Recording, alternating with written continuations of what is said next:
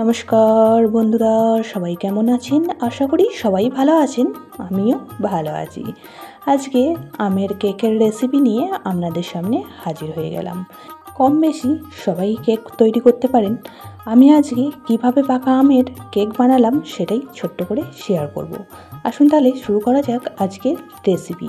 তার জন্য এখানে একটি মিক্সিং জার নিয়ে নিয়েছি, আর তার মধ্যেই একটা আম খুব ভালো করে ছাড়িয়ে নিয়ে ছোটো ছোটো করে টুকরো করে নিয়েছিলাম, সেই আমটাকে দিয়ে দিলাম। এখন এর সাথে দিয়ে দেবো ছোটো কাপের 1 কাপ চিনি। অবশ্যই করে আপনারা কেকের মধ্যে যে পরিমাণ মিষ্টিটা খাবেন সেই অনুযায়ী এখানে মিষ্টিটা নিয়ে নেবেন। এখন একটি বোল নিয়ে নিয়েছি, কেকের জন্য ব্যাটারটা রেডি করব। প্রথমেই দিয়ে দিলাম ছোটো কাপের 1 কাপ সুজি, আর সেই কাপেরই মাপ করে এখানে দিয়ে দিয়েছি 1 কাপ ময়দা, আর হাফ কাপ এখানে দিয়ে দিয়েছিলাম সাদা তেল। সেটা ভিডিও থেকে স্কিপ হয়ে যাওয়ার জন্য দেখাতে পারিনি। অবশ্যই করে এখানে তেলটা অ্যাড করে দেবেন। যে কাপের মাপ করে আমি সুজি আর ময়দা নিয়েছি সেই কাপেরই মাপ করে এখানে হাফ কাপ সাদা তেল দিয়ে দিয়েছি। এখন দিয়ে দিলাম আমের পাল্পটা। সমস্ত উপকরণ একটা স্প্যাচুলার সাহায্যে মিশিয়ে নিচ্ছি।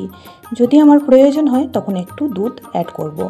আর একটা কথা বন্ধুরা, সুজিটা এখানে আমি প্রথমেই একটু গুঁড়ো করে নিয়েছিলাম। আপনারা সুজির মিহি দানা নিলে সেক্ষেত্রে গুঁড়ো করার প্রয়োজন নেই। যদি একটু মোটা দানা ব্যবহার করেন সেখানে কিন্তু একবার মিক্সিং জারে দিয়ে ঘুরিয়ে নেবেন, তাতে করে এই কেকটা কিন্তু খুব সফট আর খুব সুন্দরভাবে তৈরি হবে। এখন আমি এখানে দিয়ে দিচ্ছি 3 থেকে 4 চামচ মতো দুধ কিন্তু বেশি দেওয়ার প্রয়োজন নেই, যেহেতু আমার পাল্পটা দিয়েছিলাম তাতেই মাখাটা খুব ভালোভাবে হয়ে গিয়েছে। একটু ব্যাটারটাকে পাতলা করার জন্য দুধটা অ্যাড করলাম। ব্যাটারটা কতটা পরিমাণ ঘন রেখেছি সেটাও আপনাদের দেখিয়ে দিচ্ছি। সব কিছুর মাপ যদি পারফেক্ট হয় কেকটাও কিন্তু খুব সুন্দর তৈরি হয়। ব্যাটারটা একদমই রেডি হয়ে গেছে। আমি কিন্তু ব্যাটারটা কোনোরকমভাবে রেস্টে রাখিনি। আপনারা চাইলে কিন্তু এই পর্যায়ে ঢেকেও রেখে দিতে পারেন 10 থেকে 15 মিনিট বা আধ ঘন্টা মতন। এখন অ্যাড করে দিচ্ছি 1 চামচ বেকিং পাউডার, আর তার সাথেই দিয়ে দিচ্ছি হাফ চামচ বেকিং সোডা।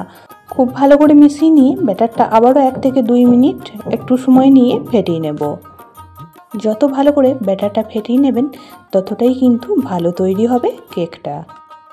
পুরনো বন্ধুরা সবসময় পাশে থাকার জন্য অনেক অনেক ভালোবাসা। নতুন বন্ধুরা যারা চ্যানেলে ভিজিট করছেন, চ্যানেলটি এখনও পর্যন্ত সাবস্ক্রাইব করেননি, তাদের কাছে অনুরোধ রইল চ্যানেলটি সাবস্ক্রাইব করে পাশের বেল আইকনটি অল করে দেবেন। তাহলে আমি যখনই কোনো ভিডিও দেব নোটিফিকেশন সবার আগে আপনাদের কাছে পৌঁছে যাবে। এখানে আমি কেকটা বানানোর জন্য একটা বক্স নিয়ে নিয়েছি, আর তার মধ্যে খুব ভালো করে অয়েল ব্রাশ করে নিলাম। এখন ওপর থেকে একটা সাদা পেপার দিয়ে দিয়েছি। এখানে কিন্তু আমি কোনোরকমভাবে বাটার পেপার ব্যবহার করিনি। ঘরে নর্মাল যে পেপারগুলি থাকে সেই পেপারগুলি কেটে দিয়ে দিলাম। তার উপরেও খুব ভালো করে অয়েল ব্রাশ করে নিয়ে এখন ব্যাটারটা দিয়ে দিচ্ছি। যখনই মিষ্টি কিছু খেতে ইচ্ছা করবে বা কেক খেতে ইচ্ছা করবে তখনই কিন্তু খুব সহজেই তৈরি করে ফেলতে পারবেন এই রকম কেক। আর এখন পাকা আম থাকতে থাকতে এইভাবে করে একদিন বানিয়ে ফেলুন পাকা আমের কেক। খেতে কিন্তু খুবই ভালো হয়েছিল। একটু বক্সটা ধরে ট্যাপ করে নিলাম, যাতে ভেতরে যদি হাওয়া থাকে সেই হাওয়াটা বের হয়ে যাবে। এখন ওপর থেকে দিয়ে দিচ্ছি কিছুটা পরিমাণ টুটিপুটিগুলির ওপরে হাফ চামচ ময়দা দিয়ে এখন টুটিপুটিগুলি ওপর থেকে দিয়ে দিচ্ছি। টুটিপুটিগুলি দেওয়ার কারণে কিন্তু কেকটা খুবই সুন্দর দেখতে লাগছে। এখন গ্যাসের মধ্যে একটা কড়া খুব ভালোভাবে গরম করে নিয়ে মাঝখানে একটা স্ট্যান্ড দিয়ে বক্সটা বসিয়ে দিলাম। এখন ঢাকা দিয়ে এটা বেক করে নেব 15 মিনিটের জন্য। 15 মিনিট পর এসে ঢাকাটা খুলে দেখে নেব যে কেকটা কতটা তৈরি হয়েছে। মাঝখান থেকে একটা চাকু দিয়ে দেখে নিচ্ছি কেকটা ভেতর থেকে কাঁচা আছে না হয়ে গেছে। আপনারা টুটিপুটির জায়গায় ড্রাই ফ্রুটস দিয়েও কিন্তু এই কেকটা রেডি করে নিতে পারেন। এখন দেখুন চাকুটা মাঝখান দিয়ে দেখে নিলাম, একদমই পরিষ্কার বের হচ্ছে, মানে কেকটা একদমই রেডি হয়ে গেছে। এখন গ্যাসের ফ্লেমটা অফ করে দেব, আর কেকটা কড়া থেকে নিচে নামিয়ে ঠান্ডা করে নেব। খুব সাবধানের সাথে এই কাজটা করে নিতে হবে, কারণ এখন বক্সটা কিন্তু খুবই গরম থাকে। তাই আপনারা সাঁড়াশি বা কোনো কাপড়ের সাহায্যে এই কেকটা নিচে নামিয়ে ঠান্ডা করে নেবেন। এখন কেকটা নিচে নামিয়ে নিয়েছি, আর ঠান্ডা হওয়ার জন্য অপেক্ষা করব।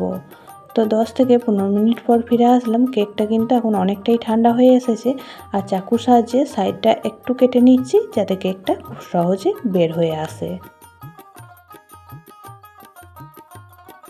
একটা প্লেট নিয়ে নিয়েছি, এবার বক্সের ওপরে রেখে বক্সটা এইভাবে উল্টে দেব। ওপর থেকে একটু ট্যাপ করলেই কিন্তু খুব সহজেই বেরিয়ে আসবে কেকটা। আর যেহেতু নিচে পেপার দেওয়া ছিল, তাই কেকটা দেখুন কতটা সুন্দরভাবে তৈরি হয়ে গিয়েছে। খুব সহজে আর খুব কম সময়ের মধ্যে কিন্তু এইভাবে কেক তৈরি করে নিতে পারেন। খেতেও কিন্তু খুব ভালো লাগে। মাঝে মধ্যে বাচ্চারা আবদার করলেও কিন্তু এইভাবে বানিয়ে দিতে পারেন। এখন কেকটা কেটে নিচ্ছি। কেকটা কাটিং করার সময় একটু গরম ছিল ভেতর থেকে, তাই কেকটা একটু ভেঙে যাচ্ছে। আপনারা অবশ্যই করে কেকটা সম্পূর্ণ ঠান্ডা করার পরই কেটে নেবেন। আজকে পাকা আমের কেকের রেসিপিটি আপনাদের কেমন লাগলো অবশ্যই কমেন্ট বক্সে জানাবেন। বেশি ভালো লেগে থাকলে একটা শেয়ার করে দেওয়ার অনুরোধ রইল। সবাই খুব ভালো থাকবেন, সুস্থ থাকবেন। আবারও দেখা হবে অন্য কোনো ব্লগ বা রেসিপির সাথে।